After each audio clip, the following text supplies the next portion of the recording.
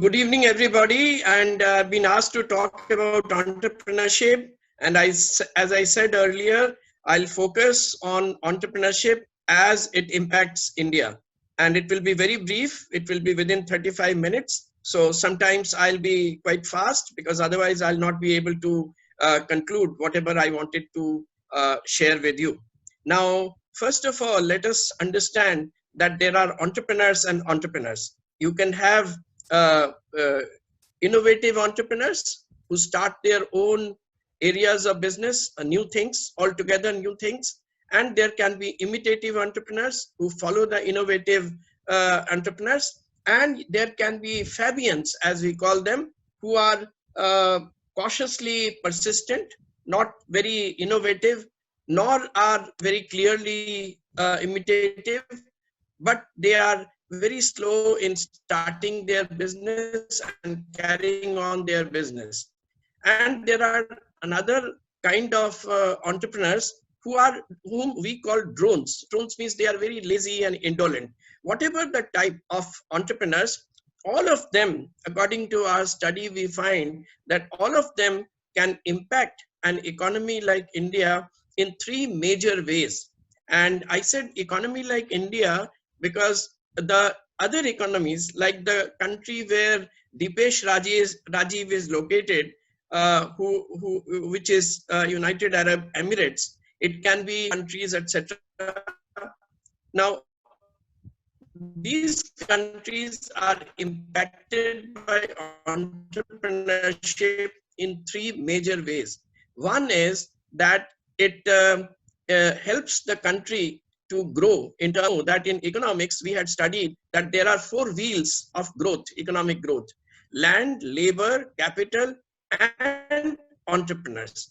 Now, you may have enough of land, you may have labor, very skilled, competent, etc. You may have enough of capital, and yet the country may not grow, may not develop if there are not, skilled and committed entrepreneurs. It is entrepreneurs who make use of land, labor, and capital and take the country ahead in terms of gross domestic product. So therefore, without entrepreneurs, a country cannot aspire to grow in terms of gross domestic product. And every country you will see, including ours, that we have developed in terms of GDP only when we had some entrepreneurs who had come on the field. That is number one, which we should remember. And the second major contribution of entrepreneurs is that they are providers of jobs. And that is very important for a country like India, populous country like India. Now, you know that there are two ways of provision of employment. One is known as wage employment and another is self-employment. And in a country like ours, there are three major sources of wage employment. One is government. You know that government is a very big employer in India. And another is private business. And third is voluntary sector.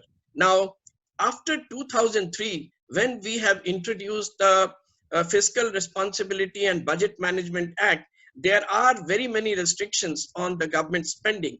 So therefore, gone are the days. In 1950s, our very visionary Prime Minister, he had set up many infrastructural, institutions and outfits and many organizations like, Steel Authority of India Limited or Bhakra Nangal Dam, etc. And all these, organizations, they were called by Pandit Nehru as the temples of modern India. And it was very clearly indicated by the government that the purpose of these, infrastructural initiatives is not only to build the infrastructure of the country, but also to provide the teeming millions with viable sources of employment. But today, because of the FRBM restrictions, government cannot, set up institutions only to employ people. So that is one thing which we have to remember. And the second, private business, the ability of private business to make jobs available is also quite truncated, quite less today because of the automation, etc. The business models, business systems have undergone change. And now what the seven human beings could have done, now it is done by a small machine. So therefore, the ability of private business to employ people is also truncated today. And the third source of employment had always been the voluntary sector. But you know that in the entire world, including India, the incidence of philanthropy is declining. So with decline in the flow of donations, the voluntary sector is also not as large as it had been, say, 20 years back. So therefore, their ability to employ people is also much less than what it had been, say, 2 decades back. So therefore, today, self-employment is nothing but entrepreneurship. Self-employment avenue of employment can be, activated only when entrepreneurship, comes on the field. So therefore, we noted that entrepreneurship contributes to growth of a country. It also is a very big job provider. And third contribution of entrepreneurship, according to me, is that it is sometimes, quite often, in fact, quite often, it develops, evolves some products which had never been in the system and which can meet the unmet demands of the underserved sectors of the economy and underserved sections of the society. Now you see, mobile telephony. This is a very clear example of how mobile telephony has revolutionized the communication sector in our country. And today, a poor man can also afford to be a part of the communication system of the world. And that is because of the competence of an entrepreneur. You can say that mobile telephone was invented, was designed by a scientist. Yes, that is true. But then it was made available for public use by an entrepreneur. So therefore, entrepreneurs also helps in the underserved sectors of the economy to have, certain things which will meet needs which were so far, unfulfilled. Let me give you another example apart from mobile telephony. You may have heard of a company called Selco in India.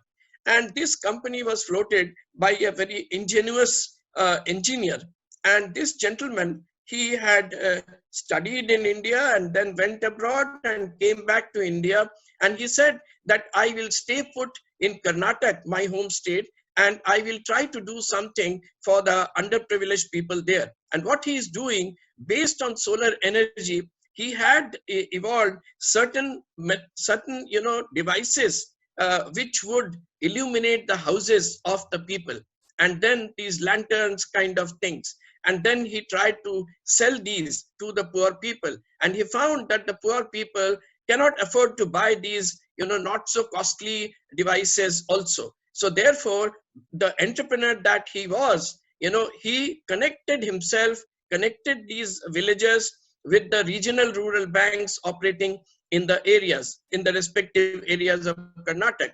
And then he ensured that the regional rural banks, provided these people with loans and advances so that they were enabled to buy these lanterns, etc. Now, here he facilitated the provision of loan by the bank to the people because he stood guarantee in each of these cases. Now, this Anita Gopalan, who is now in Bangalore, may be knowing this gentleman, Harish Hande. And, he's a very good friend of mine, though 20 years younger than me. Now, Harish Hande, he has connected himself and the people with the bank, and that is entrepreneurship. He devised the solar lanterns, etc. That is entrepreneurship. He connected the people with the bank. That is also entrepreneurship.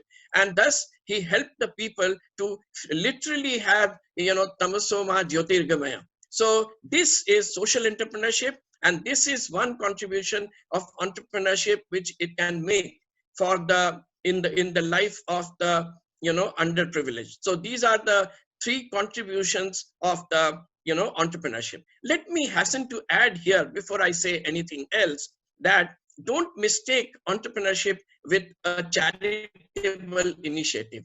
An entrepreneurial venture is one where the entrepreneur has certain margin left for himself. So here in the case of Selco also is making a lot of profit. So it is not that he is doing good to the society and that means he doesn't earn anything for the company. That is not necessary. In fact, that is making profit is necessary for an entrepreneurial venture to make its activity sustainable. That should be very clear in the minds of the people. And when I talk of social entrepreneurship, then also I don't rule out the possibility of making profits. In fact, profits have to be made. And since I have referred to this term social entrepreneurship, let me in this connection tell you that there are various forms, legal forms, which a social entrepreneur can take. It can be a society registered under Societies Registration Act.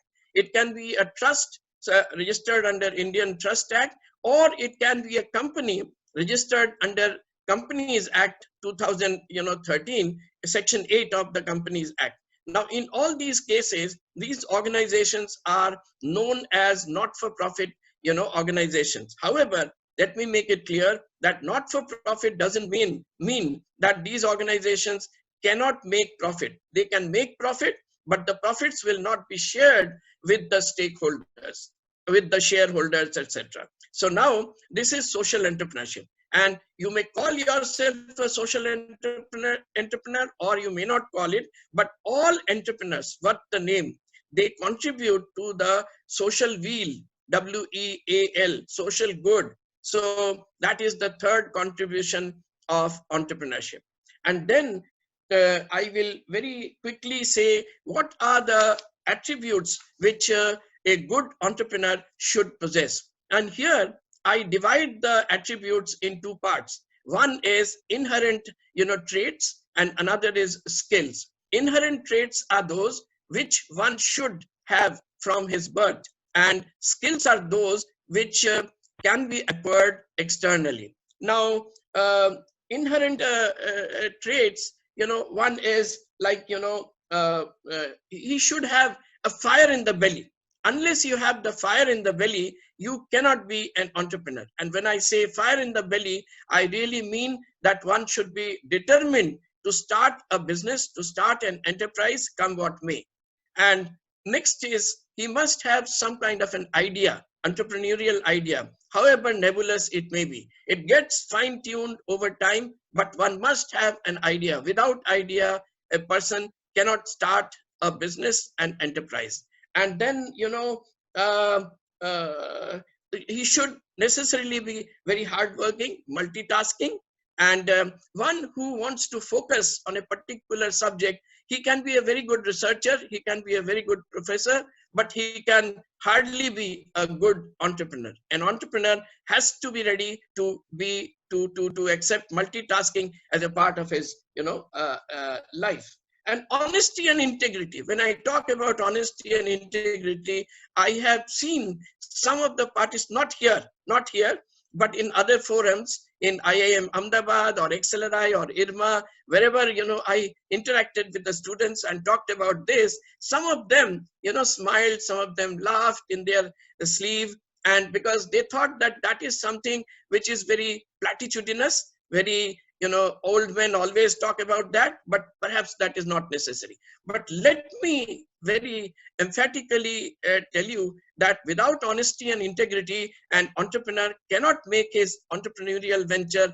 a sustainable one. This is very important. This has been seen in course of the careers of various, entrepreneurs. You can make large profit initially, but eventually you will collapse. Your business will collapse. We had seen these in 2001, and Professor Chandrasekhar is here in this session, and he is a master of corporate finance, etc. He knows how very big companies who are doing very well, they had also collapsed because they had gone away from the path of honesty and integrity. So that is another inherent trait which a good, potentially good entrepreneur must have.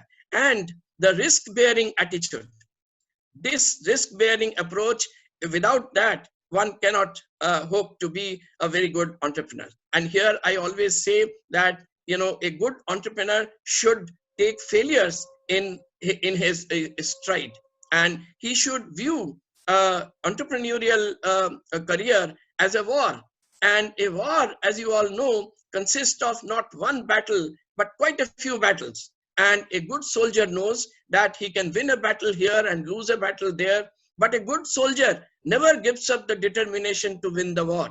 And that should be the approach of a good entrepreneur also. Failures will be there, but a good entrepreneur is not cowed down by the failures, is not cowed down by ambiguities, difficulties, and risks, and he moves on. That is one very big inherent trait which a good entrepreneur should have.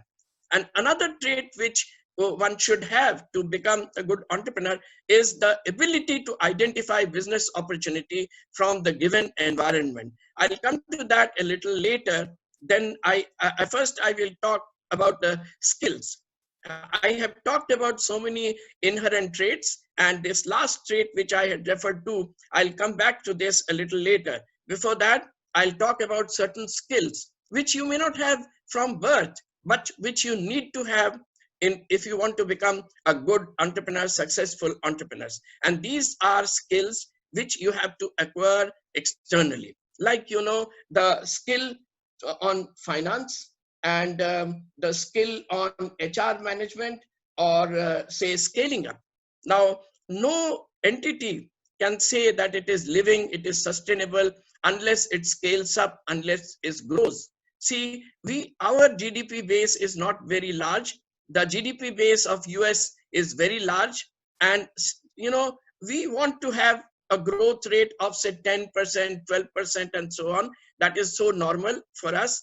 But US, whose GDP base is so large, they also want to have some growth, maybe 2%, 3%, but they want to have some growth. So a country, an organization, a human being, any other living being, they all need to grow if they want to continue to be living and sustainable. So similarly, in an enterprise also, scaling up is a part of life. And this, how to scale up the business, this is something which one has to learn from his, you know, teachers, from institutions, from other sources. And this is necessary for a good or potentially successful, you know, entrepreneur. Let me come back now to one inherent trait which I had promised I'll come back, and that is to the ability to identify business opportunity from the given environment. And in given environment, I highlight two things. One is resource endowment, and another is demand availability. Now, an entrepreneur generally, what we had seen, an entrepreneur identifies business opportunity from resource endowment, and some other entrepreneurs, they identify business opportunity from demand availability, even when, you know, resources are not to be seen readily, but the availability of large demand, you know, prompts them or makes them feel that this is a good business opportunity. Let me talk about this demand availability minus resource endowment. See, today you must have seen in most of the metropolises of the country, and also urban and semi-urban areas, there is a proliferation of coaching institutions. Now, you know, see, so some people who are potentially good entrepreneurs, they had seen that the middle class is upwardly mobile, and they are ambitious. They are they have aspiration to, you know,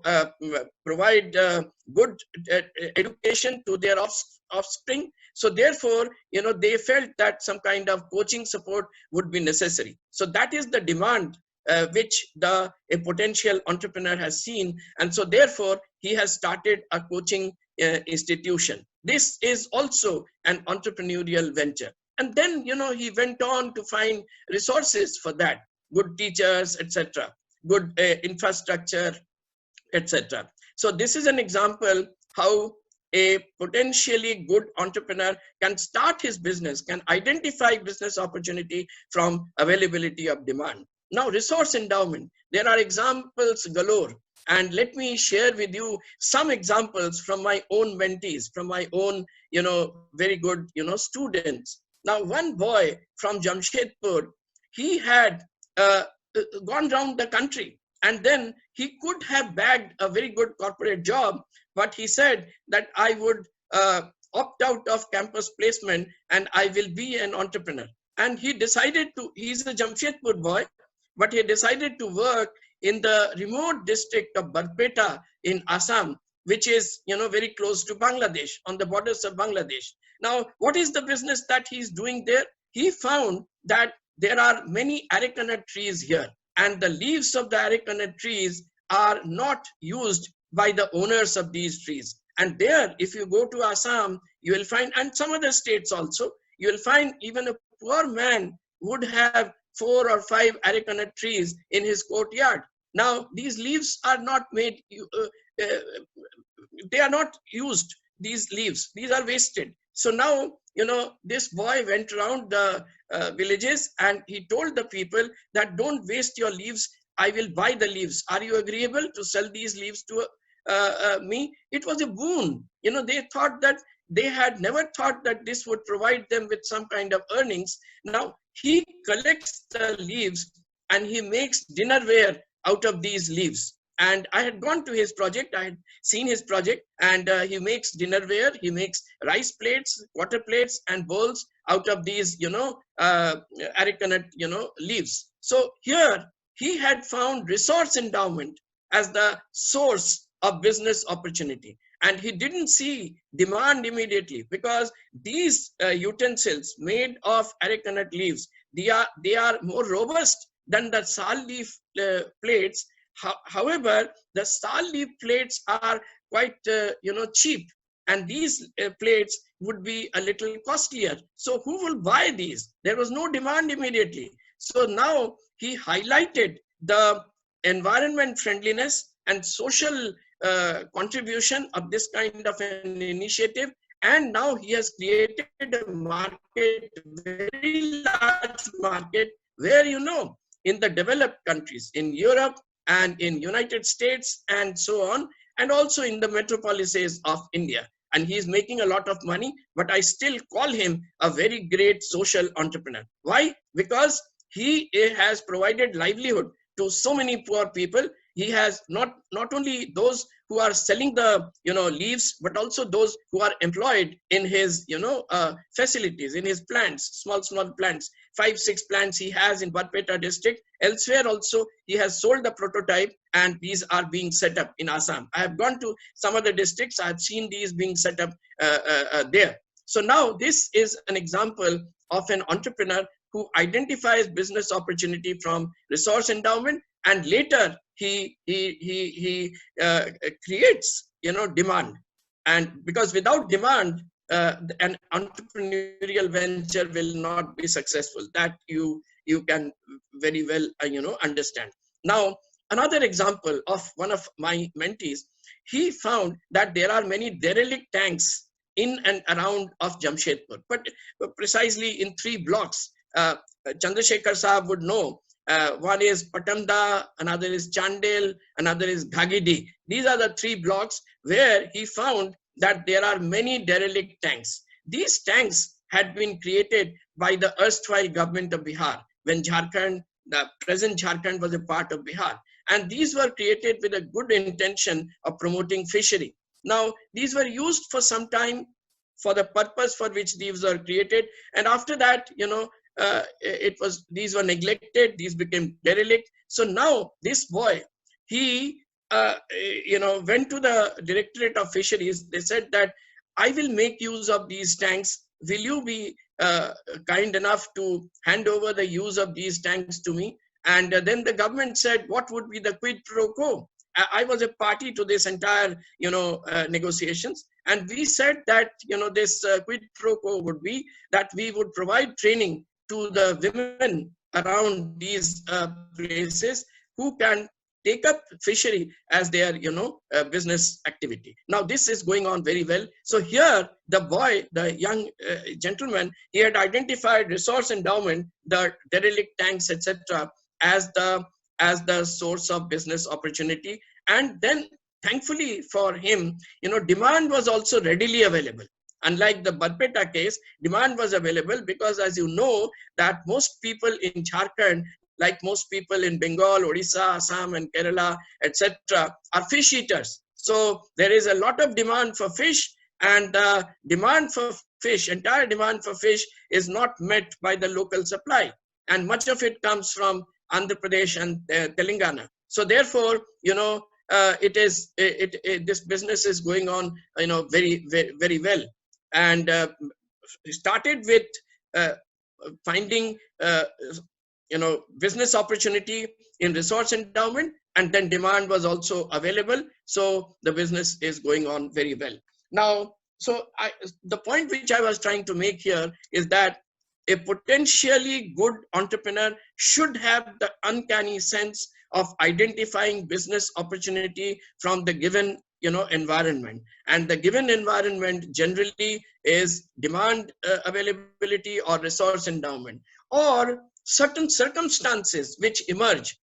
These were not there earlier. Say today, there is a lot of demand for masks, there is a lot of demand for safety gears for not only the doctors but also ordinary men and women and children. So some very ingenious people who were into related sectors, they had given up those activities and they have started making masks, etc. So this is also a kind of entrepreneurial venture, and they have identified business opportunity in the crisis which has arisen in the world today.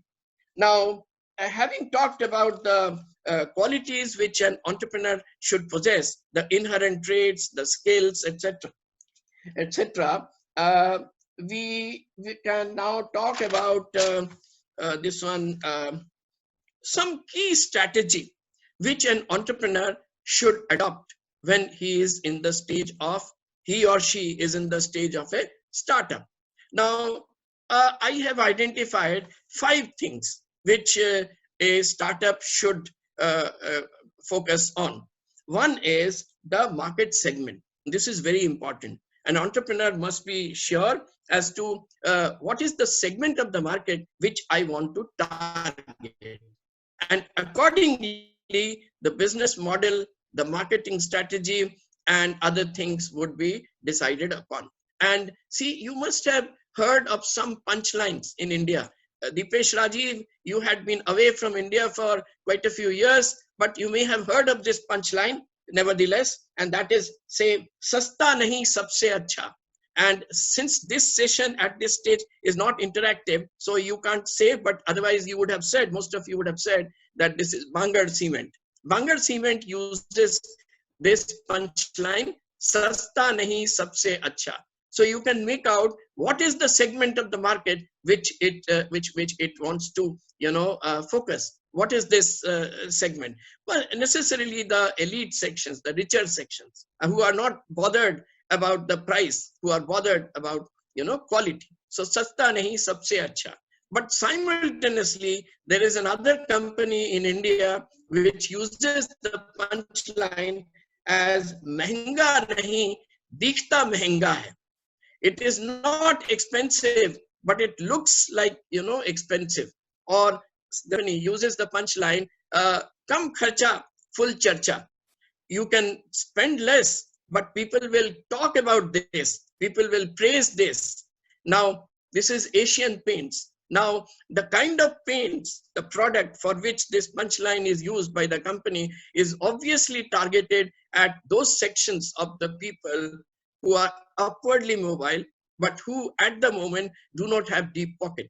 They want to look like rich people, but they can't afford to spend more. So this is the market segment. Now, another punchline which I find quite interesting, and Anita will readily say, which is this company which uses this. Why should boys only have all the fun? This is a punchline which another company uses, and this is Hero Pleasure. And you can tell me what is the market segment they are targeting. Obviously, this is young ladies like Anita Gopalan. And so uh, this, why should boys only have all the fun? So the point which I'm trying to drive home here is that the segment of the market that I want to focus is very, very important. And on that depends my business model. On that depends my advertising strategy. On that depends on the, system which I will follow in regard to marketing, etc., etc. Now, so that is very important. And then what is the business model that I would choose? And business model is a very comprehensive and all encompassing, concept. And here business model, like how you will procure the raw materials, how you will sell your products, etc. Now we have a expert in management here. Uh, this one, uh, I think she's there, uh, a professor in a university in Jamshedpur, and now this Pompey. Now she would tell you what is this business model. But let me tell you very briefly that business model is an all encompassing, concept which tells you how to procure the raw material, how to process the raw material, how to sell the products. And so this is captured by business model. Now this you have to decide. Let me give you an example, okay, how business models can be different. I was guiding another student of ours from XLRI, and his project continues to be this production of a biofuel generated out of Pongamia pinnata, which in Hindi is known as karanj. From the seeds of karanj, biofuel is supposed to be, generated. Now, we had entered into an agreement with the oil marketing company of India, a public sector company. And now, we wanted some help from this company, and we were having the negotiations with the executive director of one of the executive directors of the company in the place where the project is to be carried out, namely Gaya in Bihar. Now, the ED of this oil marketing company, he said, I will buy the seeds from you.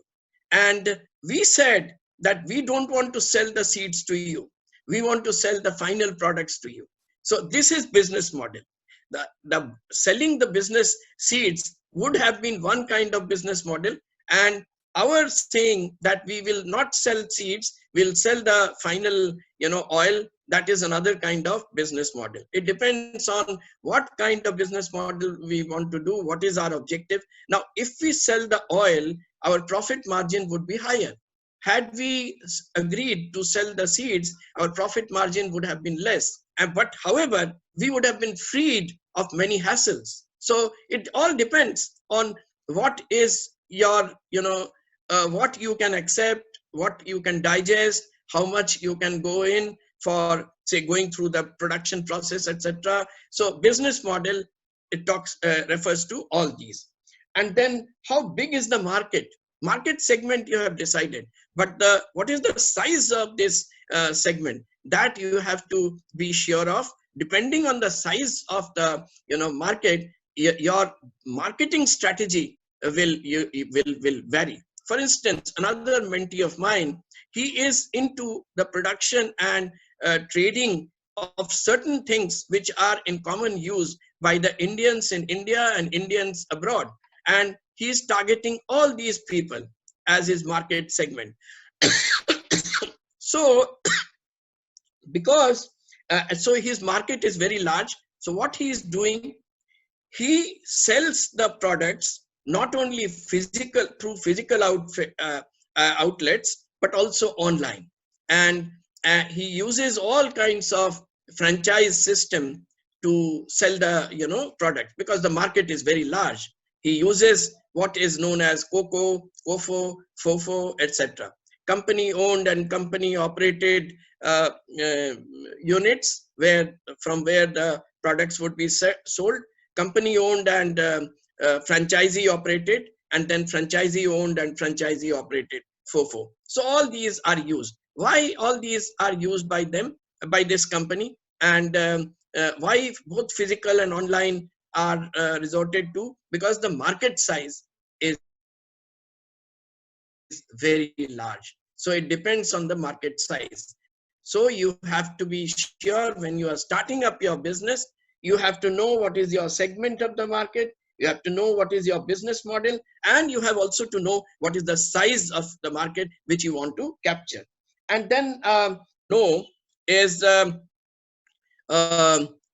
what is the mechanism which he should follow when there is a threat. How can he protect the business from the threats? That is something which one must, decide at the very beginning. You cannot anticipate all threats, but some threats you can you can anticipate some threats, and you have to decide what is the protection mechanism which you have to follow. And finally, a startup should know what is the should be sure of, or should be ascertaining as to what is the final goal. What is the thing that he wants to achieve? Only profits, or doing something for the good, something good for the society, etc. So this has also to be decided at the point of beginning a business by a startup. Now, there are certain areas where external support is very important.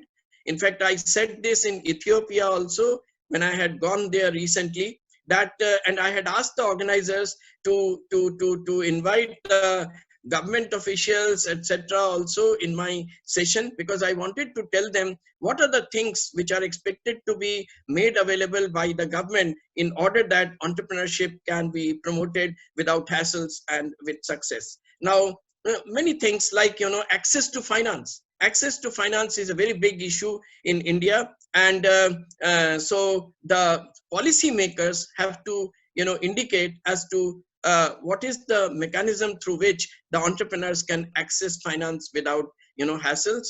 And then the marketing should also be facilitated by the government various ways. And our government does it, like taking the entrepreneurs to different melas, etc., both domestic and international. That is a way how entrepreneurs are helped in marketing their goods and, services, etc.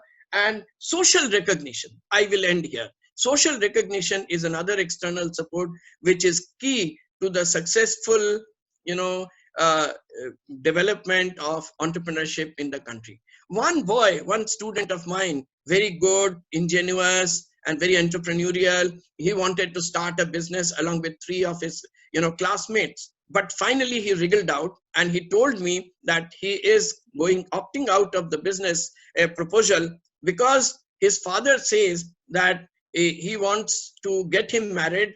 And when the would-be brides people come to his house, they ask, what is your boy doing? What is your son doing? Sarkari naukri karta hai, gair sarkari naukri karta hai. Is he engaged in a government job or in a private job? He says neither sarkari nor gair sarkari. So what does he do? The father says, father of the would-be bridegroom, that he is an entrepreneur. Now, entrepreneurship kya bala hai? They don't understand. And so the father says that if you want to get married, then you have to give up this idea and you have to apply for some job. And you have very good qualifications. You are a master in pharmacy, etc., from a good institution. You apply for some jobs, teaching or otherwise, and then only I can get you married off. And this boy was almost weeping, and he said that, sir, what, I don't know what I should do. I said, nahi bhai, shadi bhi zaruri hai. Marriage is also very important in the life of a man or a woman. So therefore, you can, if you like, you can abide by your father's advice and you apply for a job. Now, this is the example of how lack of social recognition, prevents some of the, good, potentially good entrepreneurs to come out of the entrepreneurial, career. So these are some of the things which are needed from the external environment, from the policymakers, etc. Perhaps in the next session we can talk about many other things, but I was very happy that you had made time to come here and listen to me in these difficult times. Thank you very much. Thank you, sir. Thank you, sir. Thank you. If anyone has any question, may ask, but can keep their videos off.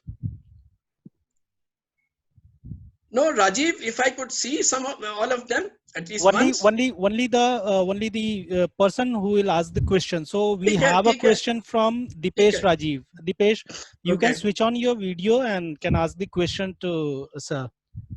Yeah, Dipesh, welcome. Hi, sir. Sir, can you please give me an insight about the policy changes in India's service export businesses?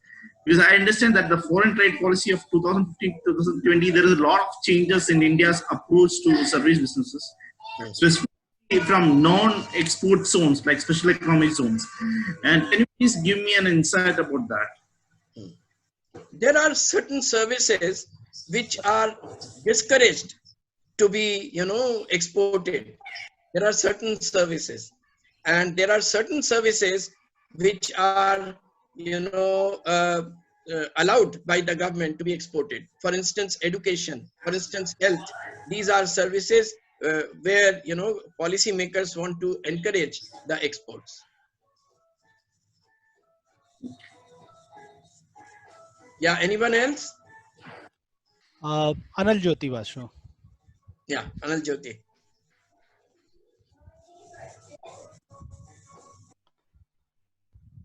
Where is Anal Jyoti? I can't see him. Where is Anal Jyoti? Where is Anal Jyoti? Yes, sir. Here.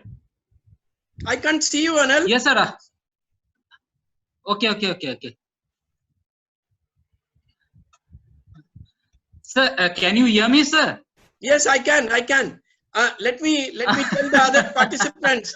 Anal is a doctorate in entrepreneurship from Entrepreneurship Development Institute of India, Ahmedabad, Gandhinagar, and he is an assistant professor at Kaziranga University, where I have been roped in as an advisor in the School of Business. So Anal is my colleague there. Yeah, Anil, carry on. Carry on. Good afternoon, everybody. Sir, two things I have to ask. The first thing is that can we include CSR as a part of social entrepreneurship? See, an organization. CSR, because like Tata and everybody is having a CSR activity. They used to take a definite portion of their profit as a CSR activity. So can we include the CSR activity within the social entrepreneurship? Let me answer you.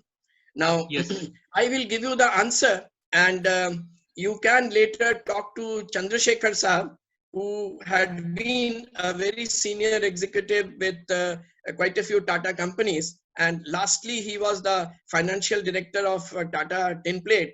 So he would be able to throw more light. But before that, let me tell you that there are two aspects, two ways how your question can be answered. See, CSR, the Section 135 of the Companies Act 2013 makes it very clear that a company who wants to contribute under this CSR, it can do both ways. It can either spend the money through its own functionaries, or it can route the money through some NGO, non-government organization. And this non-government organization can be one which has been floated by the company itself, or it can be floated by some other agencies, some other individuals, etc. Now, for instance, Tata Steel, they have Tata Steel Rural Development Center, TSRDC. This is an NGO floated by Tata Steel, and they it is a conduit for a lot of CSR funds of the Tata Steel. And but I know that Tata Steel also pumps in funds to other NGOs who can carry on these social activities. Now here the TSRDC, what they are doing sometimes quite innovative work. So they are entrepreneurial, and the NGOs which have been formed by some other agencies, etc., they also use these CSR funds in some innovative manner. So that is also entrepreneurial in nature. Like one organization in Jamshedpur, It is known as Relearn Foundation. And I'm very proud to say that this Relearn Foundation, an NGO, has been started by one of my students from XLRI in the entrepreneurship program. And she's a very senior scientist at the National Metallurgical Laboratory. So they are into three fields. One is providing literacy to the children of the underprivileged. They try to also provide livelihood to poor women, and they also try to see that plastic is replaced gradually from our system. Now, they make use of CSR funds sometimes, and they use these in innovative manner in order to promote their three objectives. So these can be entrepreneurial ventures. That is my answer to your question. Can I supplement Yes. Professor Sen's answer on this issue? Yes. Oh, Chandrasekhar sir, nice to see you. Nice How are to you? see you too. Nice to see you too. Yeah. I'm very fine. Thank you very much, with God's grace. I will interrupt, sir. It will Time be is over. No, not time is over. I have already extended the program, and I will request you not only to reply, not only to answer the question. I will request you to have a sort of session also. It will be great privilege for us also. Right. Thank you On very finance. Much. On finance, yes. Right, sir. That is the only thing I can do, Rajiv and Professor. I'm unable. I'm not capable of doing anything else except finance. Regarding social entrepreneurship, with regard to CSR activity, recently Tata Steel has also founded one Tata Steel Foundation that helps in a big way. For instance, they are now feeding today in these hours of lockdown 55,000 people across in and around Jamshedpur, 55,000 every day. So this initiative has led to a lot of entrepreneurial initiative. Like somebody is cooking, somebody is transporting, somebody is distributing food, for instance. And they're all although it serves the society, but in that process they also do a lot of entrepreneurship. Similarly, there are more than 50 small units, including those who work from their house. Like in Rotary, we have got a Saheli Center where ladies are asked to stitch, and all of them are now making masks which are in very high demand. All these are examples of CSR activity funded by Tata Steel, and in relation to that CSR activity, entrepreneurship activities have developed. The one and the only risk in this is CSR activity is a part is a distribution of profit of maximum 2%. They can do more, but up to 2%. So the contribution to the CSR activity could fluctuate according to the level of profit that the company makes every year. And sometimes, business cycle being what it is, like for instance, in 2019-20, there will be a sharp drop in the profit in the last few. Similarly, 2021, in the first quarter itself, there will be a sharp drop. And by the time the economy revives and the steel demand revive, I think it will be well over 3 to 4 months. So the level of profit of 2021 is likely to be less. A group chairman has already said that conserve cash and reduce expenditure. So it is likely that entrepreneurship started out of CSR activity could have an adverse impact depending on the economic cycle. Thank you very much for listening. Thank you, sir. Yeah, whenever you want, Rajiv, on a subject of finance, what I would suggest is I'll think about on a topic which will be useful to the entrepreneurs particularly, and I will come back to you on the subject which I can do a webinar on that subject. Okay. That's really Finance great, is a sir. very wide subject. So Professor Sen has, I wish he could have touched upon the financial. Yes, I wanted to. I wanted. But I didn't have time, and Yes. I'm scared of Rajiv. He's a strict disciplinarian. He wouldn't have allowed me more time. balance sheet modeling is very important, debt to yes, equity and how to fund yes. entrepreneurship. That part could have been, but what I will suggest, Rajiv, is that I will touch upon some aspects of entrepreneurship finance, and I will think about a topic, and I'll get back to you in a few days' time. If I And among, put, yeah, yeah. if What about Pompey and Anita and others? If Sir, I can see. Sir, I have placed another question. Sir, that is after But after Anil, this. Anil, why can't I see you? I can't see Okay, you. sir. Sir, okay, Okay, carry on. okay, sir. After this COVID section is over, then what would be the entrepreneurial sections or the startups that could be focused upon? Means what could they be? What are the entrepreneurial options, or what would be the startup options after this COVID lockdowns are over? Anil, Because there will be a lot of nurture into the economic economic scenario of India, right? Anil, immediately I can think of these health, self protection, etc. This area would be a thriving area, because now even the poorer sections, less educated people, they are also awakened to the needs of being more conscious of the health needs, like soaps and sanitizers and masks and hankies, etc., towels. So these are very important even for the poor man today. And so therefore, making of these products would be a very good entrepreneurial, venture. And because you see today, even the vegetable vendor and the person who distributes the newspapers, he also has to wear the gloves, etc. And so all these things will have to be made in large numbers. India is a vast country, and so therefore this will provide a very good, entrepreneurial opportunity. Yeah. Thank you, Anil. Anyone else? Why can't I see the others? Rajiv, can you ensure that I see at least see them? Even I will request Ms. Anita Gopalan.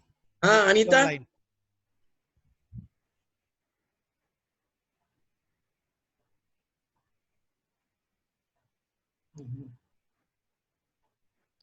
Hi. Hello, Professor. Where are you, Anita? Where are you? Where are you hiding yourself? I am at home. No, that I know. No, that I know. That. How is Anup? Anup is doing good. Okay.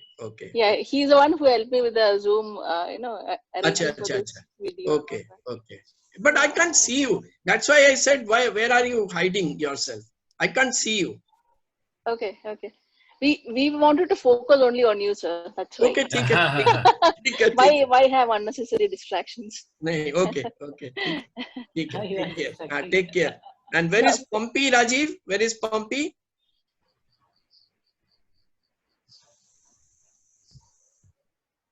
I do have one question actually. Anita. Okay. Carry on. So RBI has announced a relief package, right, for financial institutions, for SMEs, like by reducing the repo rate, reverse repo rate. But then considering the current scenario, you get to see that people are not able to go out and work. And I'm sure this economic slowdown will continue. So what do you think banks would do? Now, while RBI has done its bit by reducing the repo rate and all, but will banks fund, considering the slowdown in economic activity? What is your sense, sir? That is a very big question. And Anita, since you had been a bank person also, you know it very well, that there is this problem of monetary transmission. When the repo rate is reduced, immediately the interest rates which the banks charge to the final borrowers do not undergo a decline. That is the problem of monetary transmission. However, this time, we found that some major banks in our country, they have reduced the rates of interest chargeable to the borrowers, and Simultaneously, therefore, they have also reduced the interest rates which are available to retired people and others on their deposits. That they have to. Yeah. That they have to. Personally, I may lose, but I think that is something quite logical. If a But bank has to unfortunately, reduce the yes, Anita, carry on. Unfortunately, the reduction in interest rates on term deposits that comes first before. Yeah, that came first. Before reduction That in came the first. loan rate. Yeah. That came first. Yeah. Yes.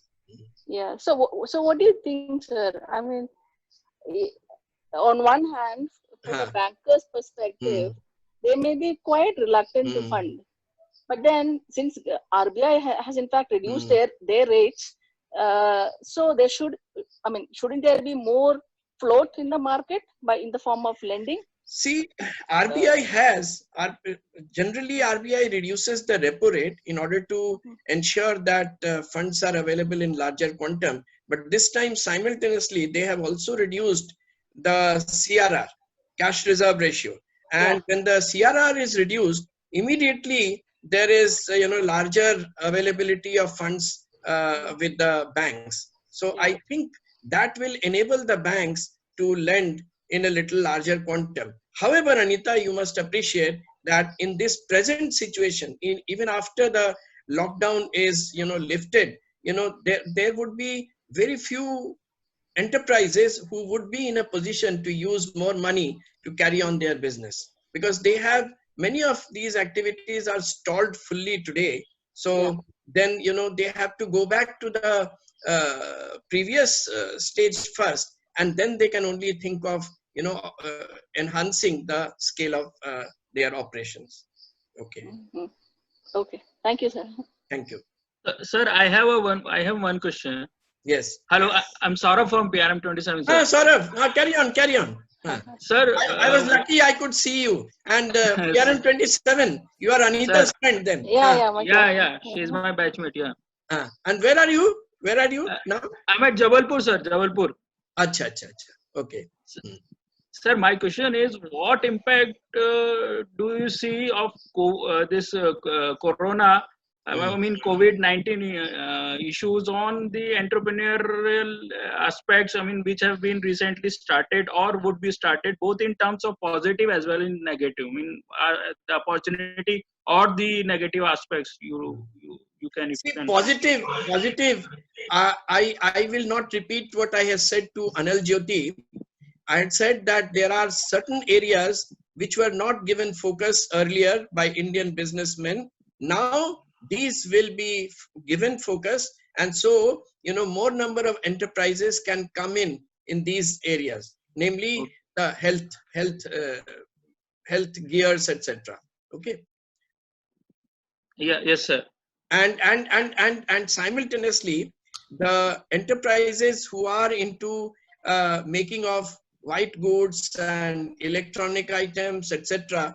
My hunch is that since now the backbone of the middle class and also upper middle class and lower middle class is almost broken, so their ability to go in for these items will be much less. So there will be some significant decline in the demand for these items.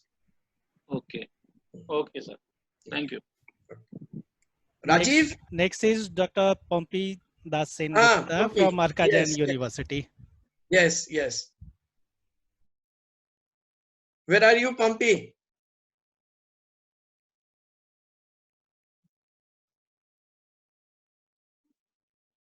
Hello? Rajiv, there is some problem, technical problem?